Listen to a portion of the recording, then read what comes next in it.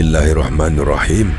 Assalamualaikum warahmatullahi wabarakatuh.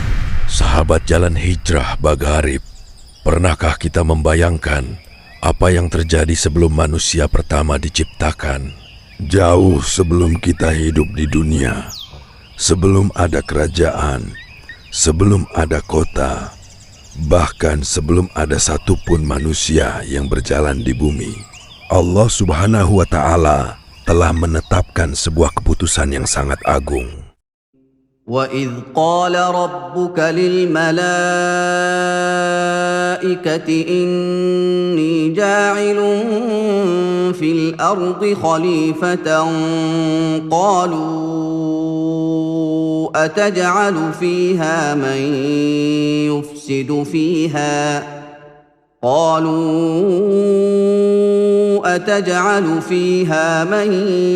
يُفْسِدُ فِيهَا وَيَسْفِكُ الدِّمَاءَ وَنَحْنُ نُسَبِّحُ بِحَمْدِكَ وَنُقَدِّسُ لَكَ قَالَ إِنِّي أَعْلَمُ مَا لَا تَعْلَمُونَ. Dan ingatlah ketika Tuhanmu berfirman kepada para malaikat, sesungguhnya aku hendak menjadikan seorang khalifah di bumi.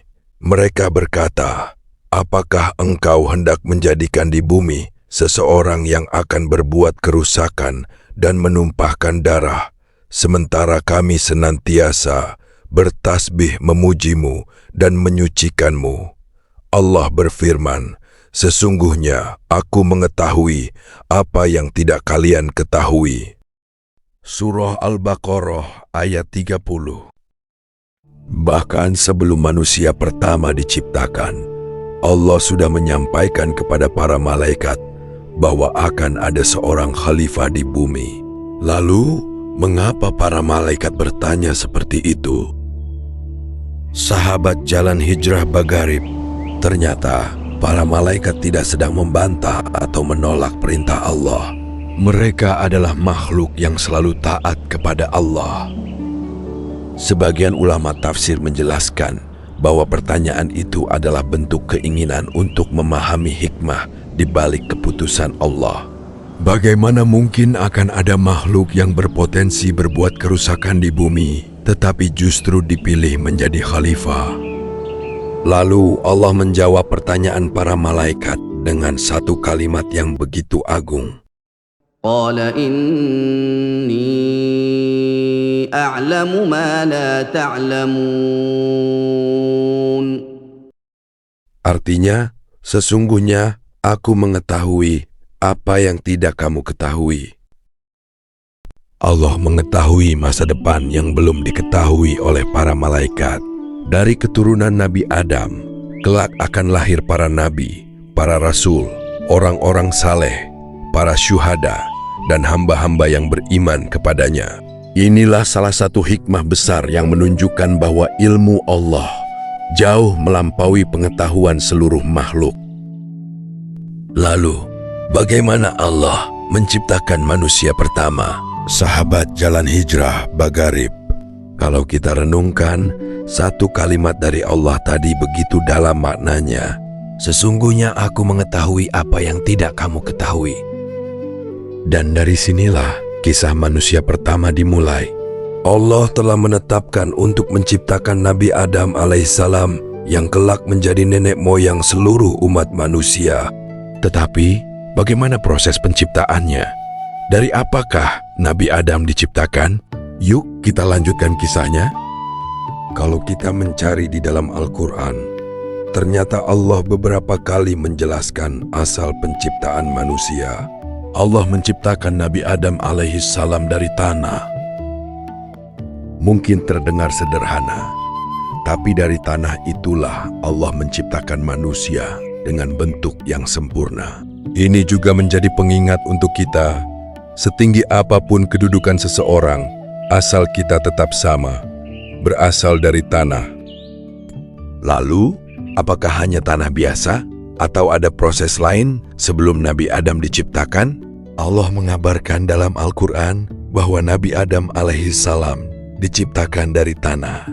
Namun di ayat yang lain, Allah juga menyebut tanah liat, bahkan tanah liat yang telah mengering seperti tembikar. Semua itu bukanlah cerita yang berbeda. Justru Al-Quran sedang memperlihatkan kepada kita bagaimana Allah mempersiapkan penciptaan manusia pertama secara bertahap. Hingga akhirnya, tanah itu menjadi awal dari penciptaan Nabi Adam alaihissalam. Lalu, kapan Allah menghidupkan Adam? Sahabat Jalan Hijrah Bagharib, setelah proses penciptaan itu selesai, tibalah saat yang sangat istimewa. Allah kemudian memberikan ruh kepada Nabi Adam alaihissalam.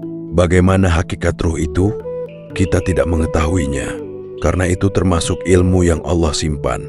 Yang kita yakini adalah sejak saat itulah Nabi Adam hidup atas izin Allah. Kalau dipikir-pikir, setiap kali kita bernapas hari ini, itu juga karena Allah masih mengizinkan kita hidup. Masya Allah, nikmat yang sering kali kita lupakan. Sahabat Jalan Hijrah Bagharib, setelah Allah menghidupkan Nabi Adam alaihissalam, ada satu peristiwa yang sangat indah. Dalam sebuah hadis sahih, Rasulullah menceritakan bahwa Allah memerintahkan Nabi Adam untuk mendatangi sekelompok malaikat dan mengucapkan salam kepada mereka. Nabi Adam pun mengucapkan, Assalamualaikum. Lalu para malaikat menjawab, Waalaikumsalam warahmatullah. Masya Allah, ternyata sejak manusia pertama diciptakan, Allah sudah mengajarkan indahnya mengucapkan salam. Sebuah amalan yang sederhana, tapi penuh doa dan kasih sayang. Manusia pertama kini telah hidup. Lalu Allah memberikan kepada Adam sebuah keistimewaan yang belum pernah dimiliki makhluk lain. Allah sendiri yang mengajarkan kepada Adam nama-nama segala sesuatu. Peristiwa ini diabadikan dalam Al-Quran, Surah Al-Baqarah ayat 31. وعلم آدم الأسماء كلها ثم عرضهم على الملائكة فقال أنبئوني بأسماء هؤلاء إن كنتم صادقين. Ayat ini menceritakan bahwa Allah mengajarkan kepada Adam nama-nama segala sesuatu. Lalu Allah memperlihatkan apa yang telah Dia ajarkan itu kepada para malaikat. Kemudian Allah berfirman, "Jika memang kalian benar, sebutkanlah kepadaku nama-nama itu." Bukan karena Allah tidak mengetahui jawabannya, tetapi Allah sedang memperlihatkan sebuah pelajaran yang sangat besar, bahwa ilmu adalah anugerah yang Allah berikan kepada siapapun yang Dia kehendaki. Lalu, apa jawaban para malaikat?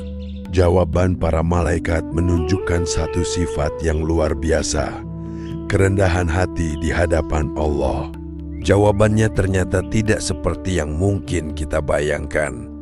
Para malaikat tidak mencoba menebak. Mereka juga tidak menjawab dengan sesuatu yang tidak mereka ketahui. Sebaliknya, mereka mengakui keterbatasan ilmu mereka di hadapan Allah. Momen ini diabadikan dalam Al-Quran, Surah Al-Baqarah ayat 32. قالوا سبحانك لا علم لنا إلا ما علمتنا إنك أنت العليم الحكيم. Para malaikat telah menunjukkan adab yang luar biasa. Mereka tidak berbicara tentang sesuatu yang tidak mereka ketahui. Setelah itu, Allah memerintahkan Adam untuk menyebutkan nama-nama yang telah diajarkan kepadanya.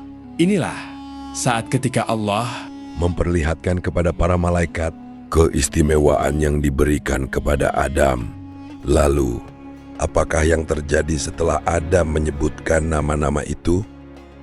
Jawaban Adam akan menunjukkan hikmah di balik keputusan Allah sejak awal. Perintah Allah pun dilaksanakan. Adam menyebutkan nama-nama yang telah Allah ajarkan kepadanya. Momen ini diabadikan dalam surah Al-Baqarah ayat 33. قال يا آدم أنبئهم بأسمائهم فلما أنبأهم بأسمائهم قال ألم أقل لكم إني أعلم غيب السماوات والأرض قال ألم أقل لكم إني أعلم غيب السماوات والأرض وأعلم ما تبدون وما كنتم تكتمون. Kini para malaikat telah melihat sendiri hikmah di balik keputusan Allah. Adam menyebutkan semua nama yang telah Allah ajarkan kepadanya. Bukan karena Adam lebih hebat dari para malaikat, tetapi karena Allah sendiri yang mengajarkannya. Saat itulah para malaikat melihat hikmah yang sebelumnya belum mereka ketahui. Allah telah mengetahui apa yang tidak diketahui oleh makhluknya. Setelah itu, Allah memberikan sebuah perintah yang akan menjadi salah satu peristiwa paling penting dalam kisah Nabi Adam. Lalu Allah memerintahkan para malaikat untuk bersujud kepada Adam. Setelah Allah menunjukkan keistimewaan yang diberikan kepada Adam, tibalah sebuah perintah yang disaksikan oleh para malaikat. Perintah itu sangat jelas. Allah memerintahkan para malaikat untuk bersujud kepada Adam. Peristiwa ini diabadikan dalam Al-Quran. Surah Al-Baqarah ayat 34. وَإِذْ قُلْنَا لِلْمَلَائِكَةِ اسْجُدُوا لِآدَمَ فَسَجَدُوا إِلَّا إِبْلِيسَ أَبَى وَاسْتَكْبَرَ وَكَانَ مِنَ الْكَافِرِينَ. Semua malaikat menaati perintah Allah. Tetapi di balik peristiwa itu, ada satu makhluk yang mengambil keputusan berbeda. Makhluk itu adalah iblis. Ketika Allah memerintahkan para malaikat untuk bersujud kepada Adam, seluruh malaikat langsung menaati perintahnya. Namun iblis memilih untuk tidak bersujud. Al-Quran menjelaskan bahwa ia menolak, menyombongkan diri, dan akhirnya termasuk golongan yang kafir. Tetapi, mengapa iblis sampai mengambil keputusan seperti itu? Keputusan itu bukan terjadi begitu saja. Ada alasan yang diungkapkan sendiri oleh iblis dalam Al-Quran. Penolakan iblis bukanlah akhir dari peristiwa itu. Jawaban iblis memperlihatkan apa yang sebenarnya ada di dalam hatinya. Allah kemudian bertanya kepadanya, Bukan karena Allah tidak mengetahui jawabannya, tetapi agar alasan yang ada di dalam hati iblis menjadi jelas. peristiwa ini Allah abadikan dalam beberapa surah di dalam Al-Quran. Jawaban iblis ternyata bukan karena ia tidak mendengar perintah Allah. Ia mendengar, ia memahami, tetapi ia merasa dirinya lebih baik. Iblis berkata, "Aku lebih baik darinya. Engkau menciptakanku dari api, sedangkan dia engkau ciptakan dari tanah." Sejak saat itu, kesombongan menjadi alasan pertama yang membawa seorang makhluk membangkang kepada Allah. Namun, apakah Allah menerima alasan itu? Alasan itu terdengar sederhana, tetapi akibatnya sangat besar. Alasan yang disampaikan iblis tidak mengubah keputusan Allah. Yang Allah perintahkan bukan untuk diperdebatkan, tetapi untuk ditaati. Karena kesombongannya, Allah memerintahkan iblis keluar dari tempat yang mulia itu. Peristiwa ini Allah abadikan di dalam Al-Quran, Surah Al-A'raf ayat 13. قال فاهبط منها فما يكون لك أن تتكبر فيها فاخرج إنك من الصاغرين. Allah berfirman, turunlah engkau dari surga itu. Tidak pantas bagimu menyombongkan diri di dalamnya. Maka keluarlah. Sesungguhnya engkau termasuk orang-orang yang hina. Namun, iblis belum berhenti. Ia kemudian meminta sesuatu kepada Allah. Setelah diperintahkan keluar, iblis tidak meminta ampun. Ia justru mengajukan sebuah permintaan.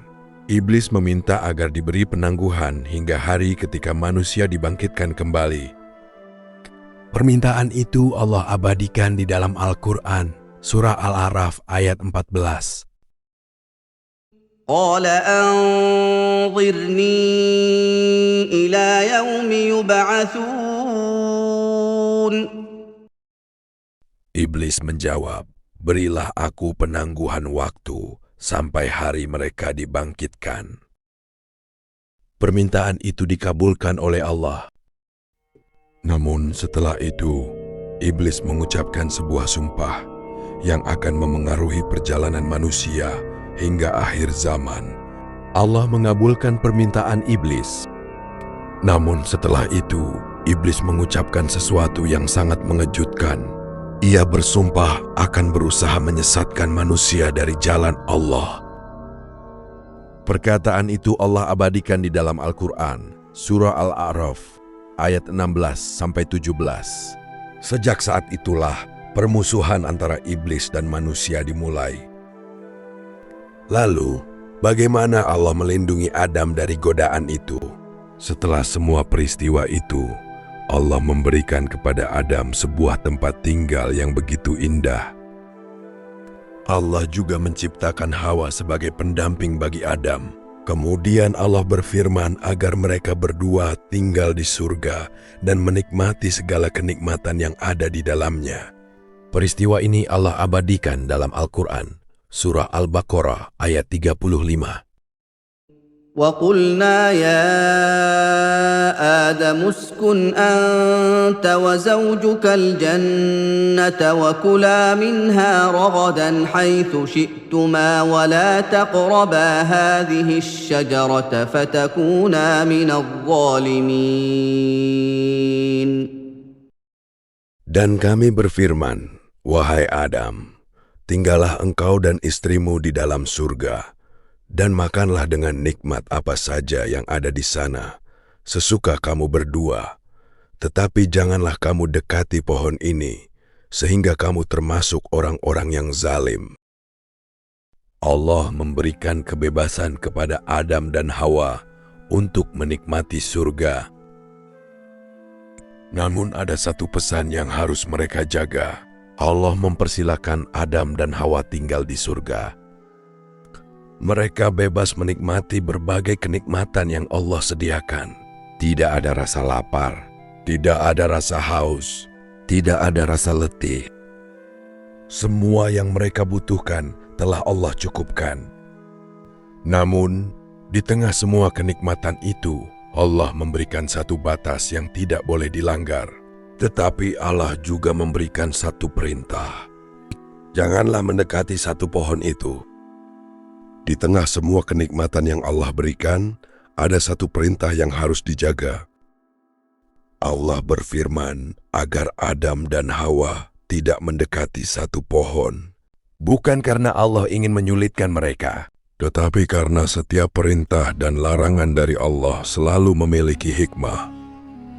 Dan selama mereka menjauhi pohon itu, mereka tetap hidup dalam kenikmatan surga.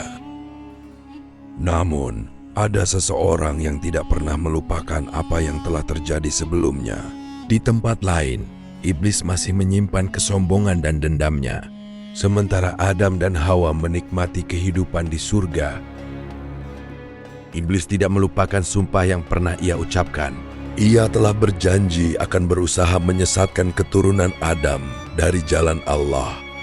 Kini, kesempatan pertama itu ada di hadapannya.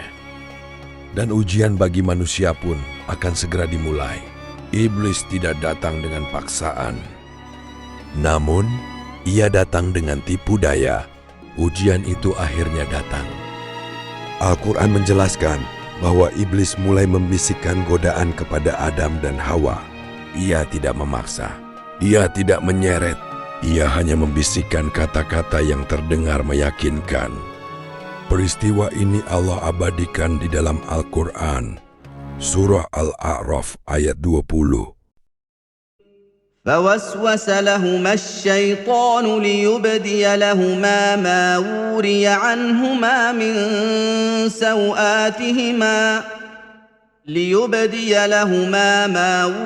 عنهما من سوآتهما وقال ما نهاكما ربكما عن هذه الشجرة إلا أن تكونا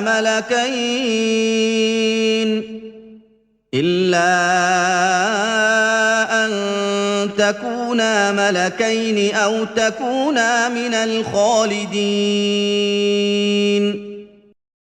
Kemudian setan membisikkan pikiran jahat kepada keduanya agar tampak bagi mereka aurat yang selama ini tertutup. Ia berkata, Tuhanmu tidak melarang kamu mendekati pohon ini, melainkan agar kamu berdua tidak menjadi malaikat atau tidak menjadi orang-orang yang kekal. Bisikan itu terdengar begitu meyakinkan. Hingga Adam dan Hawa mulai memperhatikannya. Iblis tidak datang dengan ancaman. Ia datang dengan rayuan. Ia membisikkan kepada Adam dan Hawa sesuatu yang terdengar baik, seolah-olah ia sedang memberi nasihat. Padahal, di balik kata-kata itu, ada tipu daya yang telah ia rencanakan sejak awal.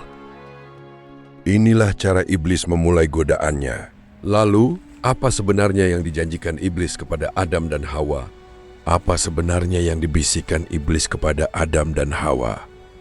Al-Quran menjelaskan bahwa iblis berkata, larangan itu ada agar mereka tidak menjadi malaikat atau tidak hidup kekal. Kalimat itu terdengar begitu meyakinkan. Padahal Allah tidak pernah mengatakan hal itu. Disinilah tipu daya iblis mulai bekerja, mencampurkan sedikit kebenaran dengan kebohongan. Namun, iblis merasa rayuan itu belum cukup. Ia kemudian menguatkan ucapannya dengan sebuah sumpah. Rayuan itu ternyata belum berhenti. Agar Adam dan Hawa semakin percaya kepadanya, iblis mengucapkan sebuah sumpah. Peristiwa ini Allah abadikan dalam Al-Quran, Surah Al-A'raf ayat 21. وقاسمهما إني لكما لمن الناصحين. Dan dia bersumpah kepada keduanya, sesungguhnya aku benar-benar termasuk para penasihatmu. Adam dan Hawa tidak mengetahui bahwa sumpah itu adalah dusta. Sumpah itu membuat Adam dan Hawa tidak lagi merasa curiga. Mereka mengira bahwa iblis benar-benar sedang menunjukkan jalan yang baik. Padahal semua yang diucapkannya hanyalah tipu daya. Dan sejak saat itulah, mereka mulai mendekati ujian yang telah Allah peringatkan. Rayuan dan sumpah iblis akhirnya membawa Adam dan Hawa pada sebuah keputusan. Apa yang terjadi setelah itu, Allah ceritakan langsung di dalam Al-Quran. Peristiwa ini diabadikan dalam surah Al-A'raf ayat 22.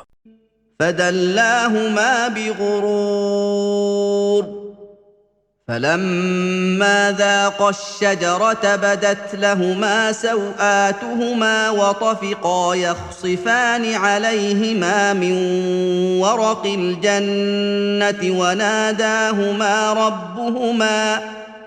وناداهما ربهما ألم أنهكما عن تلكما الشجرة وأقل لكما إن الشيطان لكما عدو مبين. Maka dia menipu keduanya dengan bujuk rayu. Ketika keduanya telah merasakan pohon itu, tampaklah bagi keduanya auratnya. Lalu mulailah keduanya menutupi auratnya dengan daun-daun surga. Tuhan mereka menyeru keduanya, "Bukankah aku telah melarang kamu berdua dari pohon itu, dan aku telah mengatakan kepadamu bahwa sesungguhnya setan adalah musuh yang nyata bagi kamu berdua?" Seketika, mereka menyadari sesuatu yang belum pernah mereka rasakan sebelumnya. Begitu larangan itu dilanggar, semuanya berubah.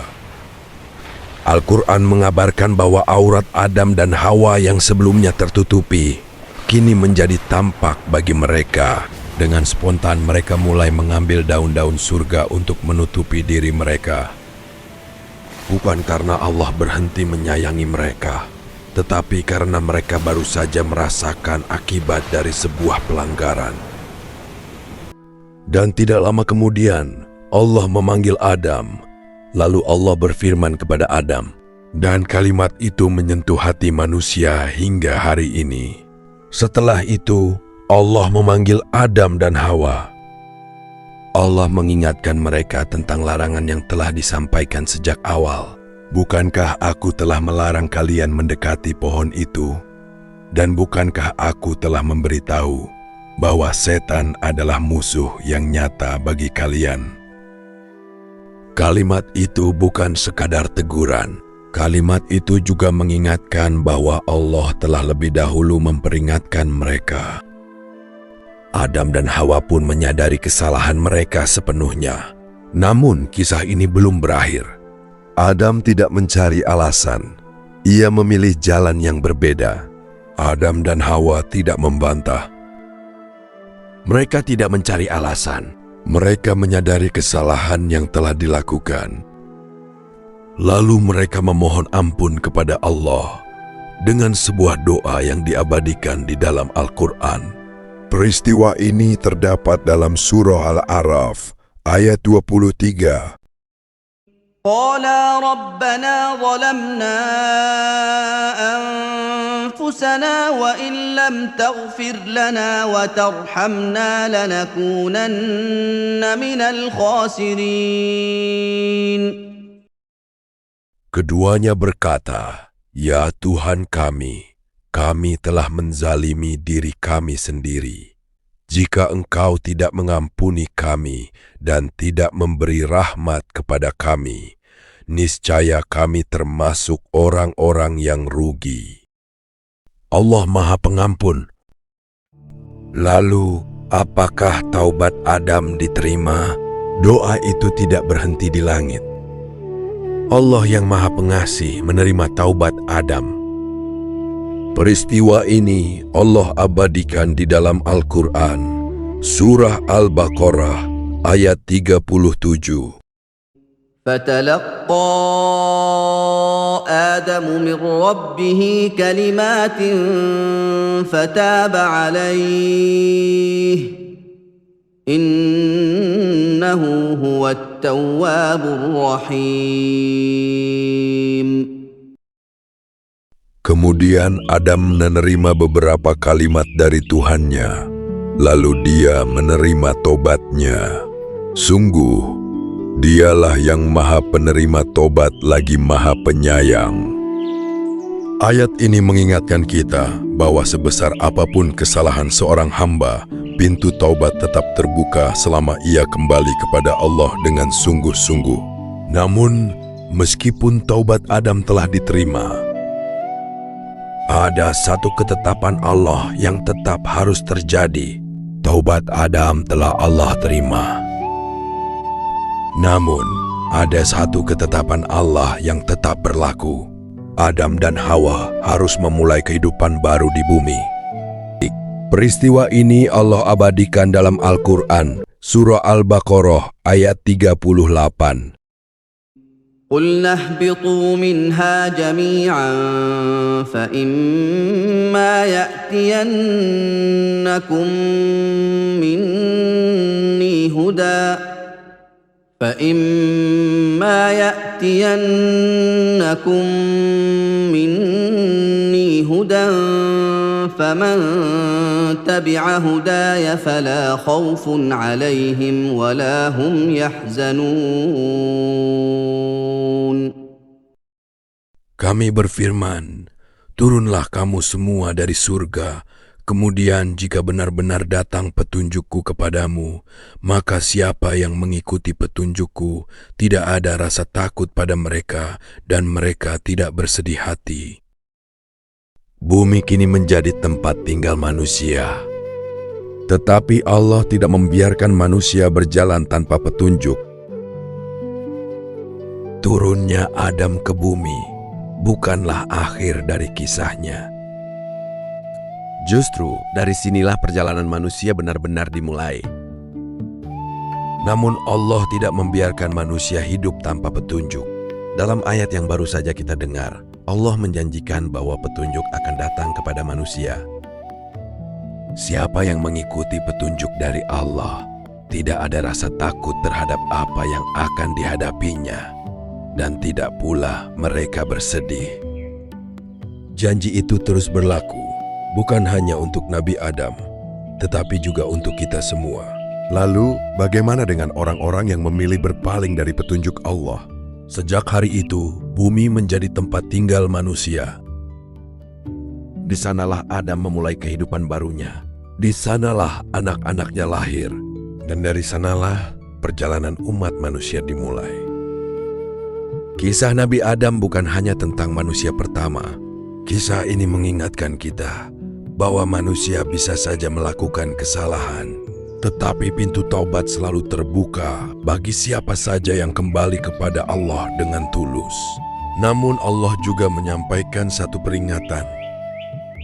Tidak semua manusia akan mengikuti petunjuk yang Allah berikan. Peringatan itu Allah abadikan dalam surah Al-Baqarah ayat 39. والذين كفروا وكذبوا بآياتنا أولئك أصحاب النار هم فيها خالدون. Adapun orang-orang yang kafir dan mendustakan ayat-ayat kami, mereka itulah penghuni neraka.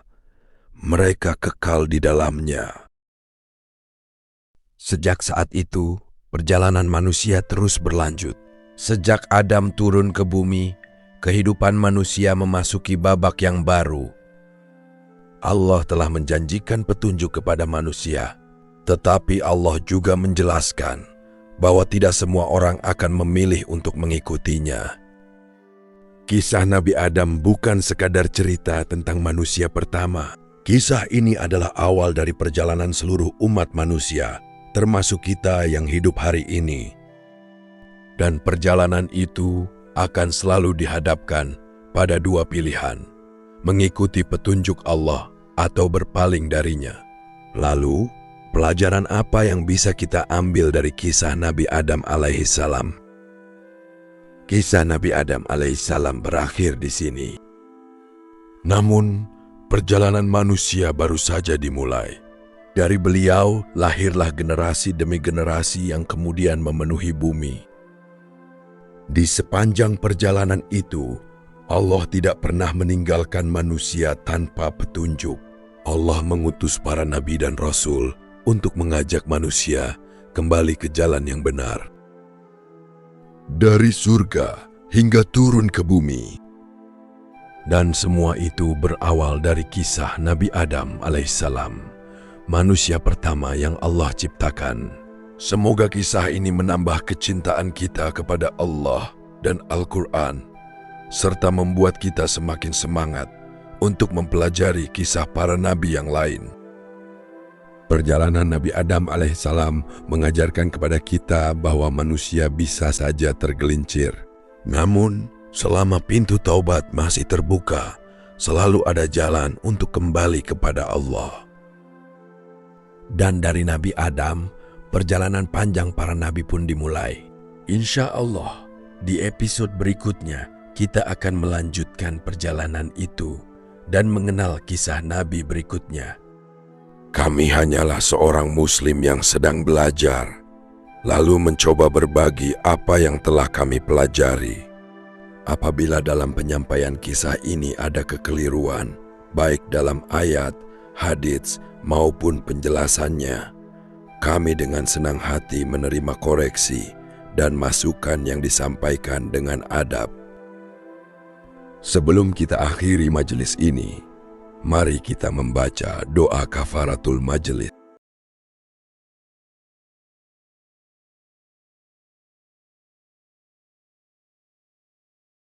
Terima kasih telah menyaksikan sampai akhir. Semoga Allah menerima amal kita, mengampuni dosa-dosa kita, dan memberikan kita ilmu yang bermanfaat. Assalamualaikum warahmatullahi wabarakatuh.